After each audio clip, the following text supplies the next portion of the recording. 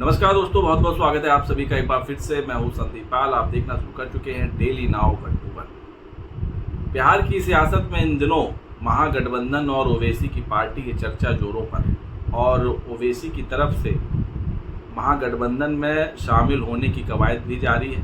हालांकि जो महागठबंधन का नेतृत्व कर रहे हैं तेजस्वी यादव, उन्होंने इस चर्चा पर विराम लगा दिया। उन्होंने एक इंटरव्यू में कहा कि भाई ओवैसी की पार्टी के साथ गठबंधन की किसी तरह की कोई चर्चा चल ही नहीं रही है और इसकी जानकारी उनको नहीं है। अब इन सब के बीच AIMIM के चीफ असदुद्दीन ओवैसी का बड़ा बयान सामने आया और उन्होंने एक तरह से महागठबंधन को खुला ऑफर दिया।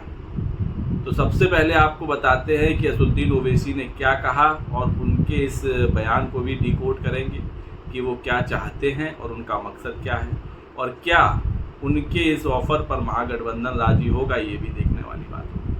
तो अभी तक महागठबंधन में AIMIM को शामिल कराने की कवायद पार्टी के प्रदेश अध्यक्ष हैं अख्तरुल ईमान कर रहे थे। वो बता रहे थे कि भाई महागठबंधन के कुछ नेताओं के साथ बातचीत चल रही है, लेकिन फैसला तो तेजस्वी यादव को ही लेना है। और तेजस्वी यादव को इसलिए लेना है क्योंकि महागठबंधन को वही लीड कर रहे हैं, उन्हीं की हाँ और ना होगी। तो इन सब के बीच जो असदुद्दीन ओवैसी हैं, उन्होंने क्या कुछ कहा पहले आपको वो बताते हैं। उन्होंने कहा कि अगर महागठबंधन बिहार में NDA यानी कि BJP और JDU को सत्ता में वापसी करने से रोकना चाहता है तो हम तो साथ चलने को तैयार हैं, लेकिन फैसला महागठबंधन के सहयोगी दलों को लेना।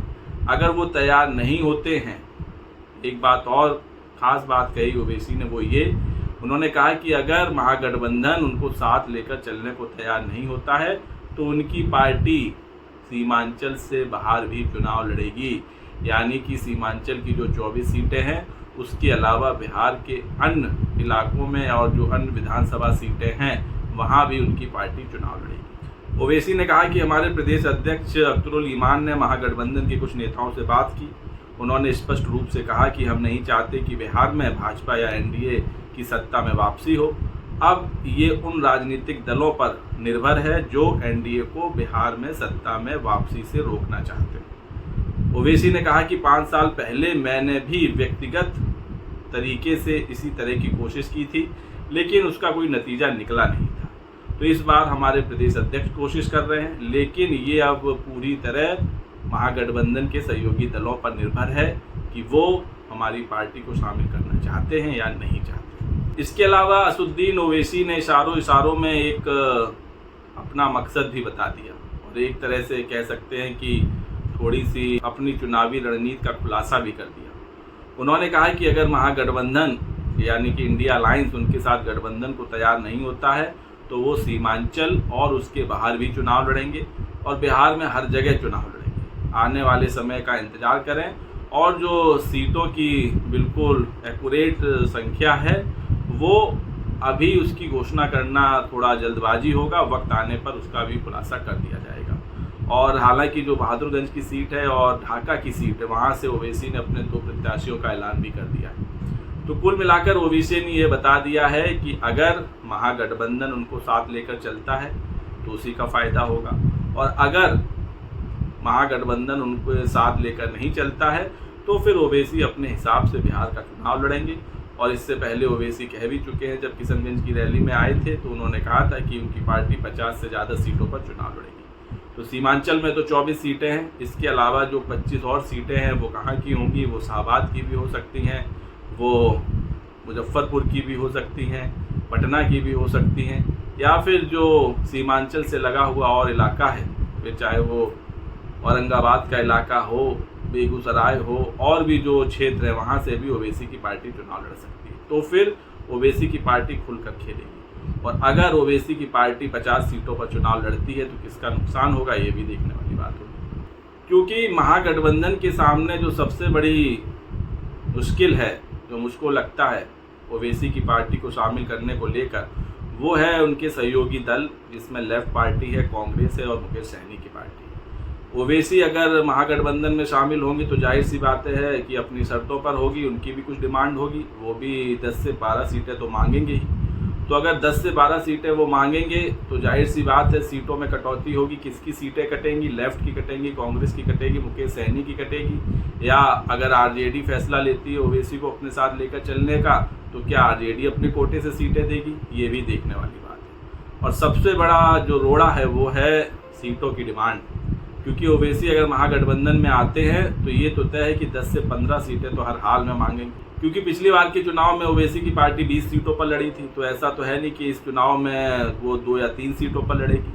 हर पार्टी अपना विस्तार चाहती है कि भाई राज्य में उसकी जड़ें मजबूत हों और उसकी पार्टी और फैले और उसके ज़्यादा से ज़्यादा विधायक बने। तो ओवैसी इस बात पर तो राजी होंगे नहीं कि 2 या 3 सीटों पर चुनाव लड़ लें, वो मांगेंगे 10 से 15 सीटें। तो यही पूरा जो निचोड़ है सीटों का, जो मैथमेटिक्स है, वही महागठबंधन के लिए मुश्किल बना हुआ है। और अब ऐसा लग रहा है कि महागठबंधन शायद ही ओवैसी की पार्टी को अपने साथ लेकर चले। अब इसके क्या परिणाम होंगे, पॉजिटिव होंगे, निगेटिव होंगे, ये तो चुनाव के बाद पता चलेगा। लेकिन ओवैसी ने भी अपना सियासी संदेश दे दिया है महागठबंधन के नेताओं को, खास तौर से तेजस्वी यादव को।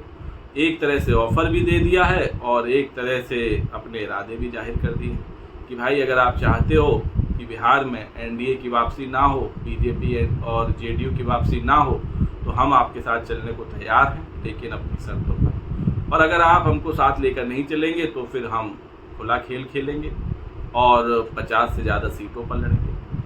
तो कुल मिलाकर ओवैसी ने भी अब ये इरादे अपने जाहिर कर दिए हैं। अभी तक ओवैसी की पार्टी के जो प्रदेश अध्यक्ष थे अख्तरुल ईमान, वो डील कर रहे थे। अब खुलकर हैदराबाद से ओवैसी ने अपना संदेश दे दिया।